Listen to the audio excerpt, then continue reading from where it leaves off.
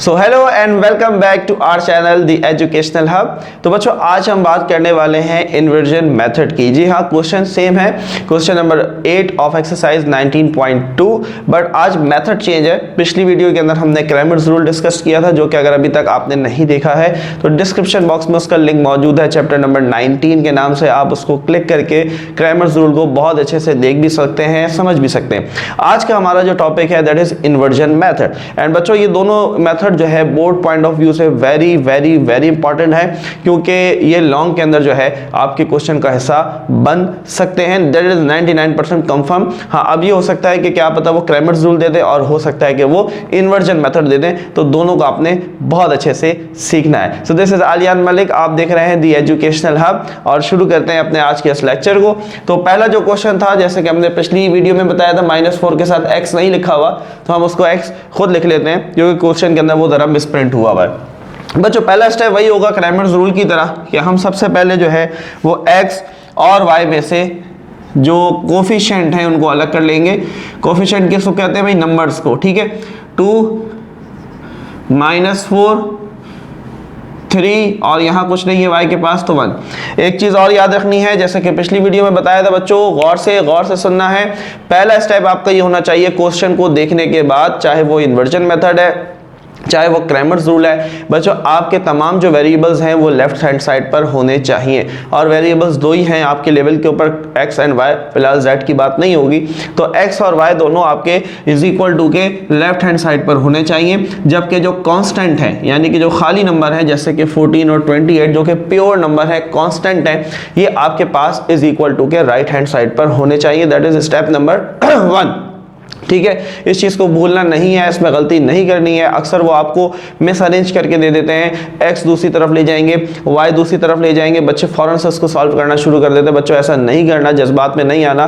Question easy है, लेकिन शुरू से इस चीज को समझना बहुत जरूरी है। एक भी अगर नंबर, एक भी साइन गलत हो गया तो पूरा क्वेश्चन गलत हो जाना है। ठीक है, तो इस रूल को याद रखना है। सेकेंडली ये भी याद रखना है कि x के नीचे x आना चाहिए, y के नीचे y आना चाहिए।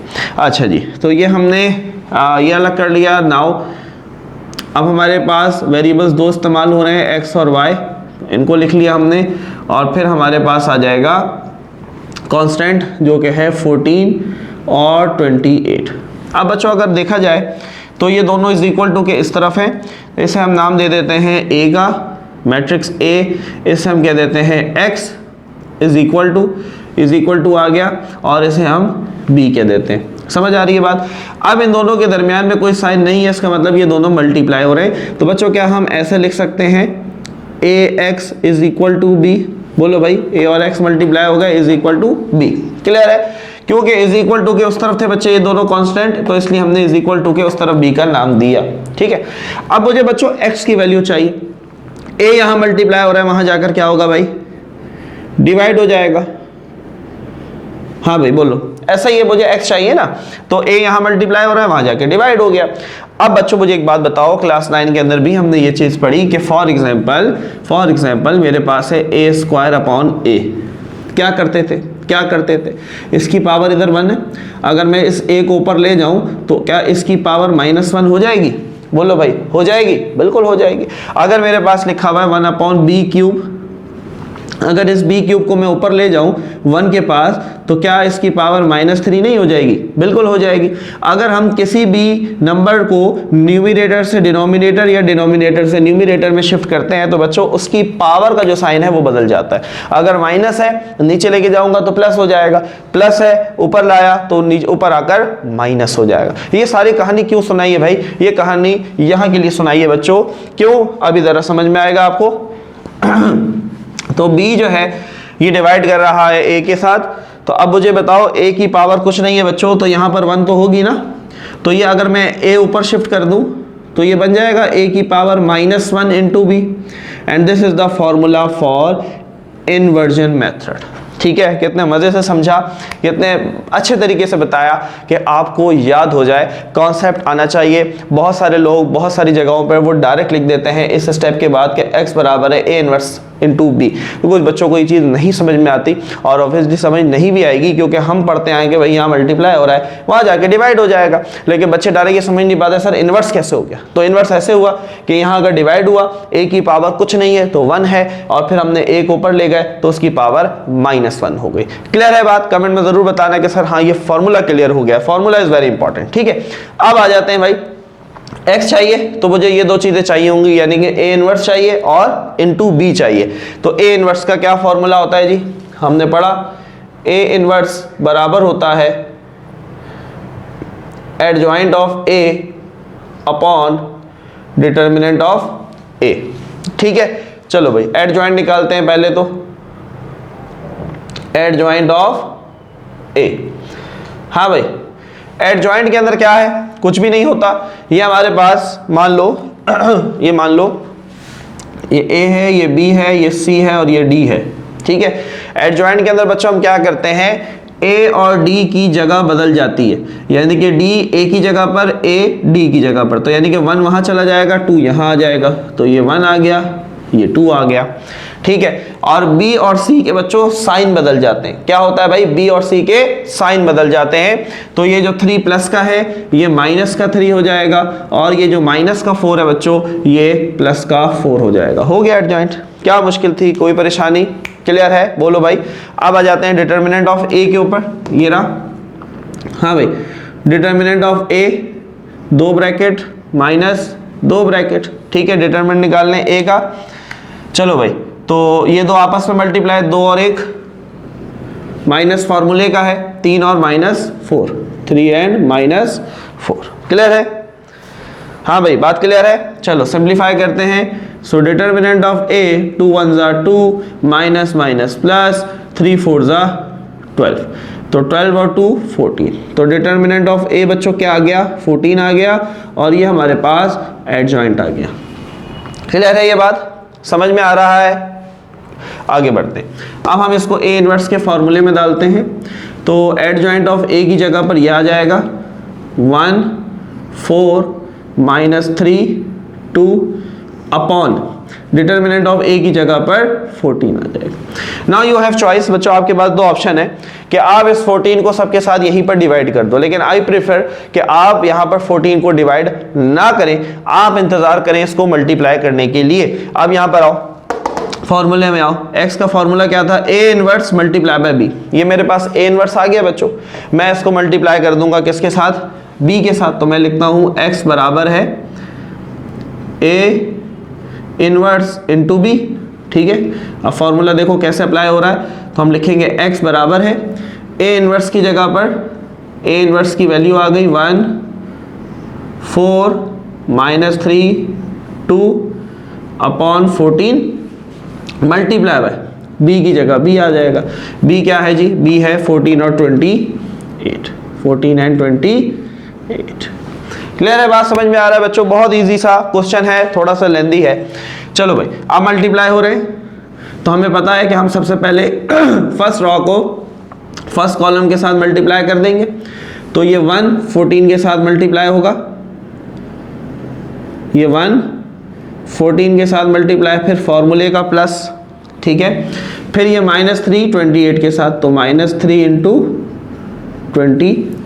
ठीक है, अब एक ही कॉलम था तो खत्म हो गई बात। अब दूसरा रो आ जाएगा, तो दूसरे रो को पहले कॉलम के साथ 4 को 14 के साथ 4 × 14 मल्टीप्लिकेशन, सबसे शुरू की वीडियोस में बताया था, वही मेथड है बच्चों।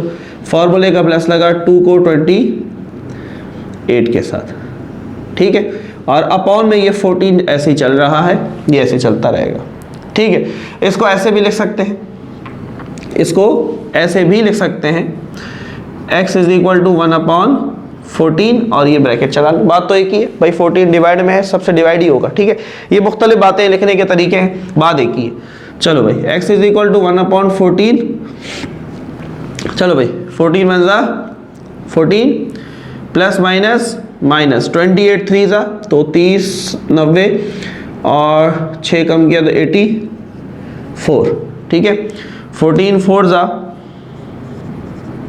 16 56 56 प्लस प्लस प्लस 28 टू ज़ा 60 और 4 कम किए 56। ठीक है, अब इनको सॉल्व कर लो। 1/14 इंटू, हाँ भाई 84 में से 14 चले गए 80 और 70 70, और लेकिन 84 बढ़ा है तो माइनस का 70। 56 और 56 114 है ना, 100 और 106 और 6 12, 112। ठीक है, 70 माइनस 70 और माइनस 1/12 प्लस का प्लस प्लस प्लस 56 और 56 112। क्या ये आंसर हो गया? नहीं, अभी तक हमने x की वैल्यू कैलकुलेट नहीं की है बच्चों। वापस यहाँ आ रहे हैं, इसको कॉपी कर लो, वीडियो को पॉज करो। चलो भाई यहाँ पर हम इसको जरा अगला स्टेप कर लेते हैं। 2 स्टेप का सवाल रह गया बच्चों।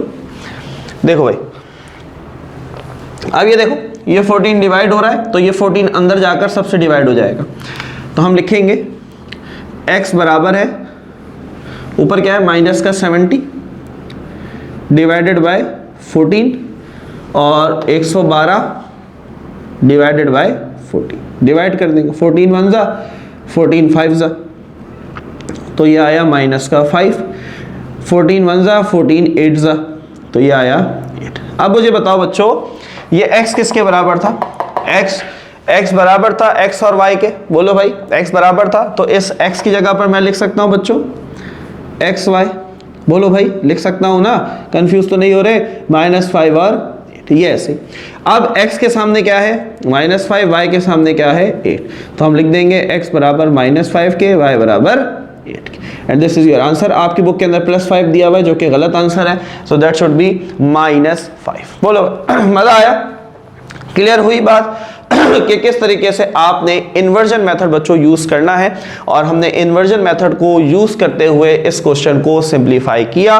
That's very very very easy question. थोड़ा सा बच्चों प्रैक्टिस चाहिए, थोड़ा सा आप प्रैक्टिस करेंगे, इंशाल्लाह एग्जाम के करीब हम आपको प्रैक्टिस क्वेश्चंस भी करवाएंगे, क्रैश कोर्स भी करवाएंगे हम 15 डेज का, जिसके अंदर हम पूरी बुक से इंपॉर्टेंट क्वेश्चंस को with different examples out of the book जो है वो भी हम आपके साथ सॉल्व करेंगे और आपकी इंशाल्लाह तैयारी को यकीनी बनाएंगे। तो उम्मीद है बच्चों यहाँ तक ये बात सारी क्लियर हुई होगी। तो अब मूव ऑन होते हैं अपने क्वेश्चन नंबर 2 की तरफ। सो बच्चों, अब हमारे पास हमारा नेक्स्ट क्वेश्चन है विच इज क्वेश्चन नंबर 2। और देखो, मैंने जो चीज़ आपको बताई थी, सबसे पहले आपने देखना है कि तमाम x और y जो वेरिएबल्स हैं वो लेफ्ट हैंड साइड पर होने चाहिए, वो यहाँ पर मौजूद हैं, लेकिन सीक्वेंस होना चाहिए, यानी कि x के नीचे y नहीं होना चाहिए, x होना चाहिए। तो मैंने x लिख दिया, ठीक है, और y के नीचे y होना चाहिए। 2 का इधर कोई साइन नहीं है, प्लस है, तो इसलिए मैंने यहाँ +2 लिख लिया। ठीक है, चलो भाई, सबसे पहले कोफिशिएंट अलग कर लेते हैं। कोफिशिएंट कौन है भाई? 2 और 3, और यहाँ से -4 और 2।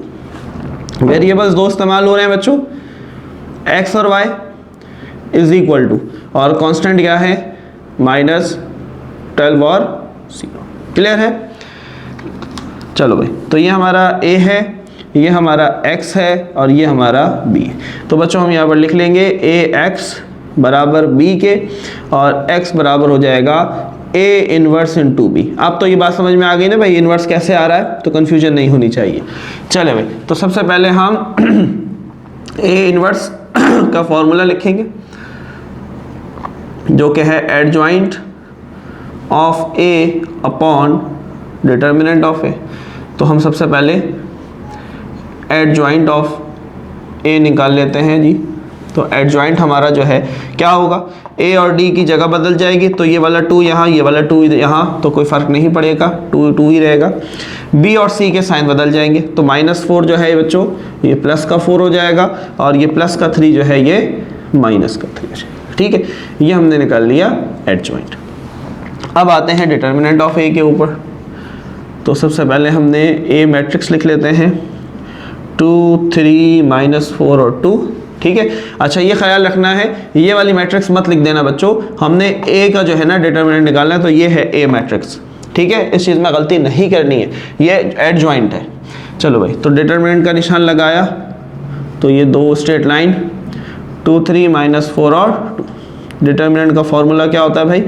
2 ब्रैकेट माइनस 2 ब्रैकेट, ये दोनों आपस में क्रॉस मल्टीप्लाई 2 और 2, और ये दोनों आपस में -4 और 3।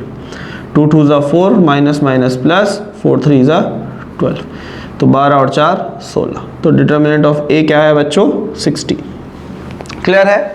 क्लियर है? फॉर्मूले पर आए।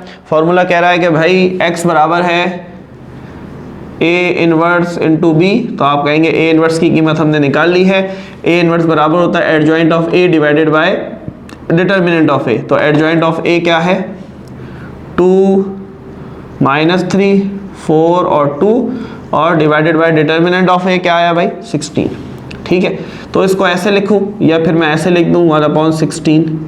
ठीक है, मल्टीप्लाई, बात तो एक ही है। और इसके साथ हम लिख देते हैं मैट्रिक्स b, और b क्या है भाई b ये रही मैट्रिक्स b ना, तो b क्या है 12 और 0 -12 और 0। चलो भाई, तो 1/16 ये ऐसे ही चलता रहेगा। चलो भाई, पहली रो पहले कॉलम से मल्टीप्लाई होगी, तो ये 2 मल्टीप्लाई होगा -12 के साथ, फॉर्मूले का प्लस लगा, फिर ये 4 मल्टीप्लाई होगा 0 के साथ। नीचे आते हैं जी, -3 को मल्टीप्लाई करेंगे -12 के साथ, फॉर्मूले का प्लस लगा, और 2 को कर देंगे 0 के साथ। क्लियर है? चलो भाई, x बराबर है 1/16, सॉल्व करते हैं, प्लस माइनस माइनस 12 2 ज़ा 24। ठीक है, प्लस 4 0 ज़ा 0, तो वो 0 ही रहेगा।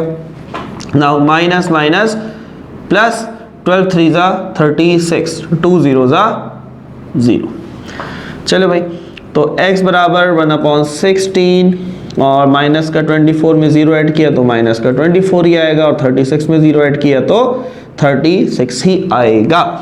अब मुझे बताओ x किसके बराबर है भाई? x बराबर था x और y के, तो इस x की जगह पर हम लिख लेते हैं x y। चलो भाई, अब ये 16 यहाँ डिवाइड हो रहा है, सबके साथ डिवाइड करा दो, तो ये माइनस के 24 से भी 16 डिवाइड हो जाएगा, और 36 से भी 16 डिवाइड हो जाएगा। क्लियर हो रही है बच्चों? बात समझ में आ रहा है? कोई मसला, कोई परेशानी? परेशान नहीं होना है, बहुत इजी सा क्वेश्चन है।